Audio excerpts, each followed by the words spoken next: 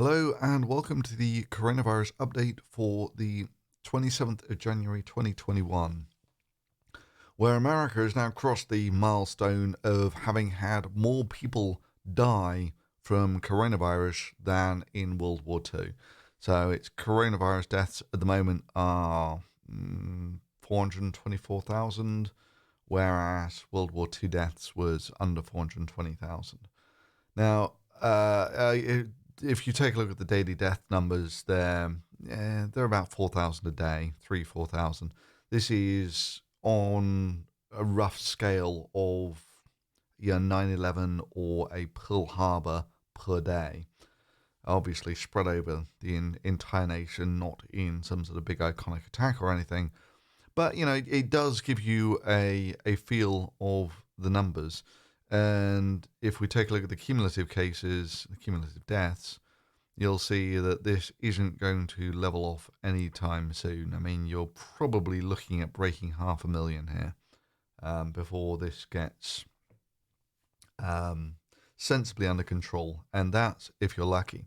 Now, always in the comments when I cover things like this, there will be comments saying that, yes, but some guy, one instance, a guy died in a car accident and was classified as a coronavirus death.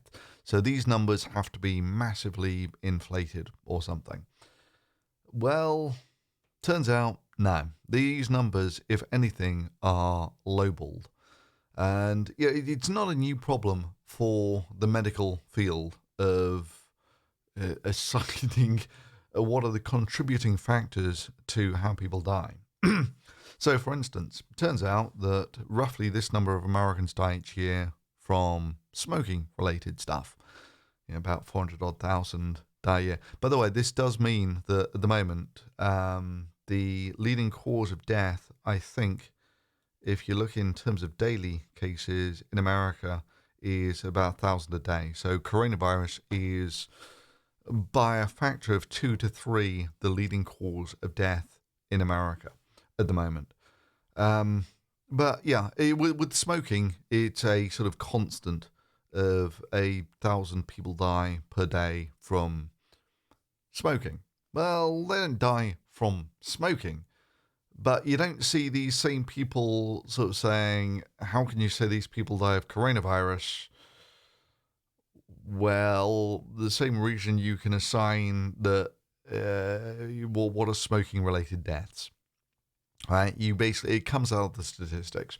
And for the coronavirus deaths, the easiest way to do it is you take a look at the number of deaths that you had this time last year. You have a look at how many deaths you have this time this year, and the difference is what you call the excess deaths. And if you take a look at the excess deaths for almost all the first world countries, these numbers are lowballed by at least 20% sort of thing. So America is already getting up, if you actually include the excess deaths, for 500,000, that sort of thing. And the sad thing is, it really didn't have to be this way. I've been following this since the entire pandemic looked like that. A single red spot in Wuhan. So let's pull up the China data. Right, so all these are on the same scale, by the way. So this is the start of the pandemic. This is where we are now. And if we take a look at China, you'll see that there's a massive outbreak and then it gets very quickly under control and there's not a lot more since then. And always when I bring this up, people will say, well, you don't really believe the China data, do you? Well, what reasons do you have for thinking, okay, they're a draconian dictatorship. Fine. But does that mean that they lie about everything? Let's just take a look at this sort of objectively. So it turns out that with China, right at the very beginning, they were about halfway up this curve here, about here somewhere, when they announced that they were locking down the city of Wuhan. This is not a sort of trivial thing to do. You don't do this. It's a sort of hysterical hissy fit or something. They would lock down a city of 10 million people. This is when there was like 1 or 2 cases in other countries around the world. They were locking down a city of 10 million people. Right? That's the point when I was showing you. That's when I really raised an eyebrow at this.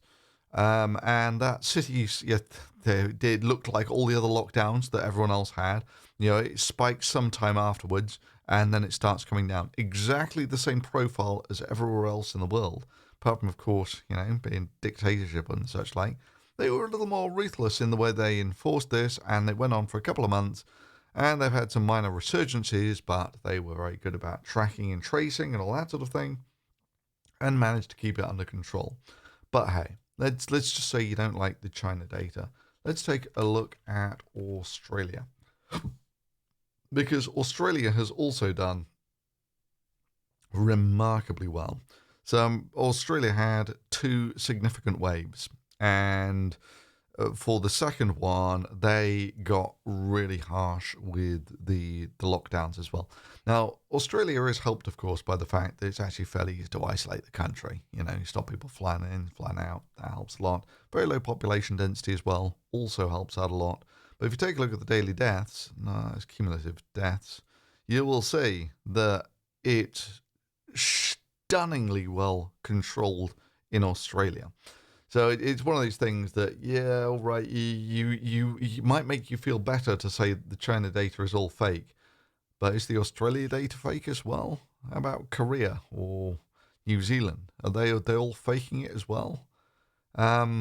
Anyway, so you get to the point where you might say, well, this is actually you have season reversal in the other hemisphere, so when it's summer up here, it's winter down here. So this was kind of like their winter wave when it was cold down in Australia, and then it warmed up, and that's what got it all under control. So if it was following a sort of typical seasonal pattern, which is a beautiful idea until you scroll across to things of comparable latitude like Chile and Argentina. And if you do that and you take a look at Chile, and so Chile has a similar population to Australia. Australia's got about 20 million people. Chile is about the same. And if you take a look at what Chile's like, or Argentina, right? And the cases are black and white different. So Chile is at, well, their deaths are at 20,000-ish. Australia was at about 1,000. Or the other one was Argentina. So in Argentina, yeah, it's actually fairly comparable.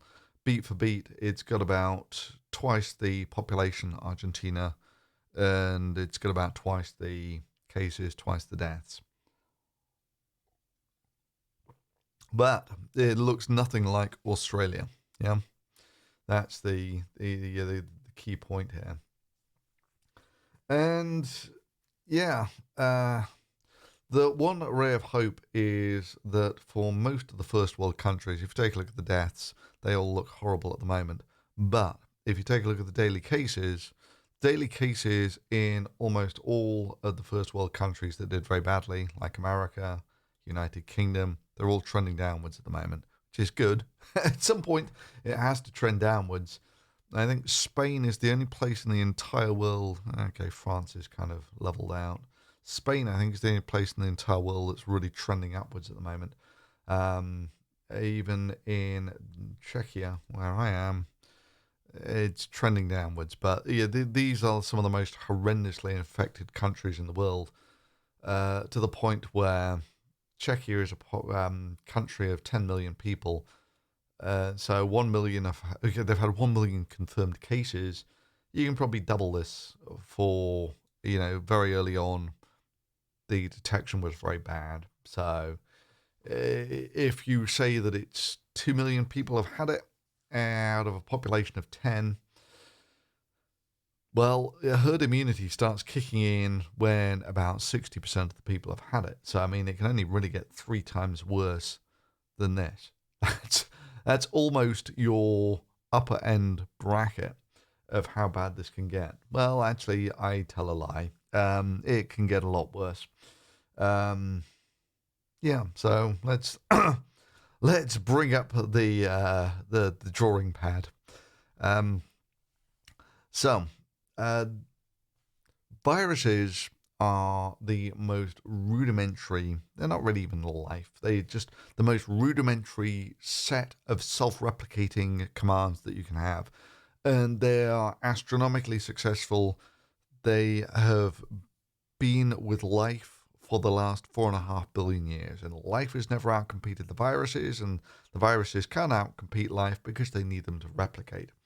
So the thing is that the more life you have, or the more of one type of life that you have, the more chances that if a virus gets a mutation that means it can replicate in that, mankind, because there's so much of it available, the problem is that if you get a new virus, this is what mankind looks like to it. And it will just eat all the way through the whole thing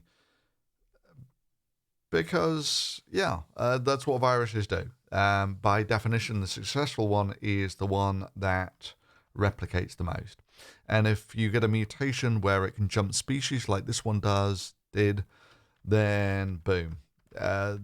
You get, if I were to take a look at the amount of viral DNA on planet Earth of the coronavirus, well, this time last year it was 0. And since then, the amount of virus has kind of done this. So this is the amount of DNA, viral DNA in the world. The problem is that the probability of a mutation depends on basically the amount of viruses that you have on the planet. So because you've had this massive spike in the amount of this coronavirus DNA or RNA, you now have chances of variants springing off this. And yeah, that's billions of times higher now than it was this time last year. And therein lies a real problem that these variants, they can be more contagious, they can be less contagious, they can be more deadly, and they can be less deadly. So let's take another look at the plot. So we'll take our random viruses materialized in phase space here somewhere. So it can be more deadly. If it moves this way with a mutation, it becomes more deadly. And here is more transmissible. So the good news is that on average, viruses always trend towards being less deadly. So they tend to move this way and more transmissible. So on average, viruses travel this way. Awesome. So all we've got to do is wait and the problem solves itself, right? Well, not quite. You see, when you get a mutation in this phase space, they basically go out in all directions kind of randomly. And yes, the ones that tend to be more transmissible do better, but you can quite happily get a virus that is more transmissible and more deadly. It's kind of random. Now, obviously, the way that this works in the long game is, coming back to our generation. This is our generation here. These are going to be our kids, our grandkids, great-grandkids, and so on and so forth. These are generations of humans. So what normally happens is when you get a pandemic, you get some huge spike of virus, and it kills off 1% of the people or something. Let's just say for sake of argument. Well, that's great. That means that everyone who survived is more resilient to the virus, right? Well, yeah, but now you can get the variants. And so what's likely to happen is when people become more, the reason that the species become more long-term immune to these things is because at some point in their past, someone who wasn't resilient to it died.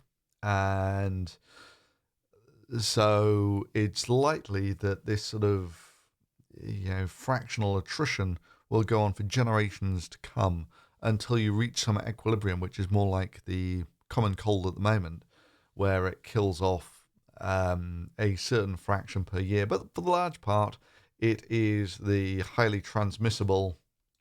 It would be up here in the previous phase space. It's highly transmissible, not very deadly. So it is likely that the coronavirus will end up there at some point, but not before having killed an awful lot of people. And the sad thing is, it really didn't have to be this way. That if people understood this beforehand, yeah. Well, why couldn't if it had been like everyone had handled it like Australia? Yeah, this could have been essentially been shut down with not 2 million dead, but 20,000. Yeah, and instead, what do we have? These were the protests in London for New Year.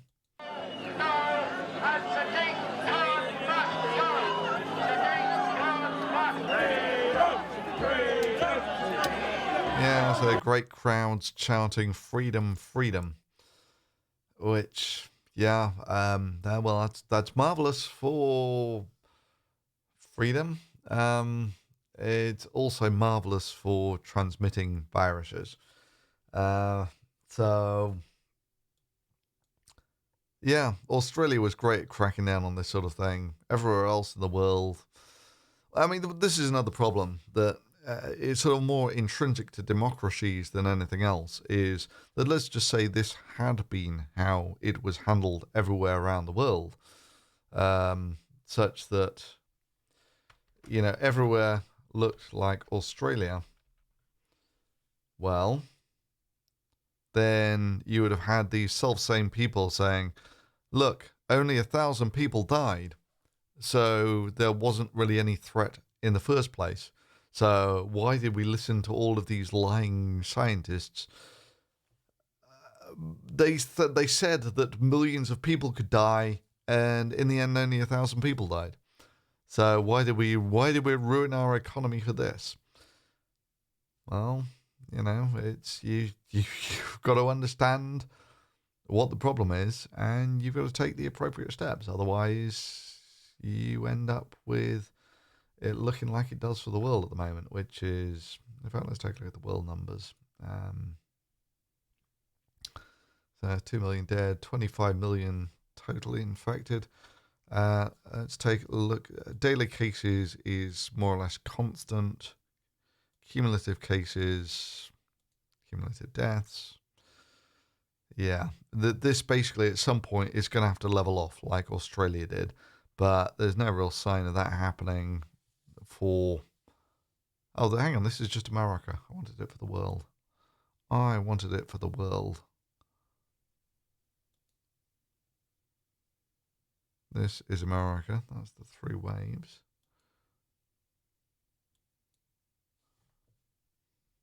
It's not updating. Okay, let's just hit refresh if that does it for us.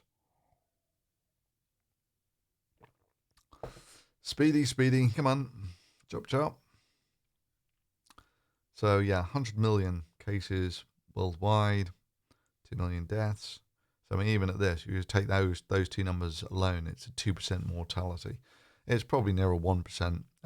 If you take a look at if you go more deeper into the numbers, the mortality is about 1%. Of course, it's not equally spread across age ranges and such like.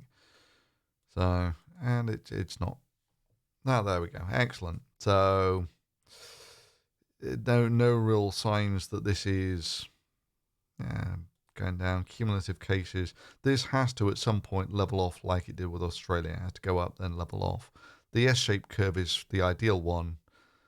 And cumulative deaths. Yeah, so we're probably looking at 3+ millionish deaths by the time we're done. Yeah, for America alone, it's going to be over 500,000.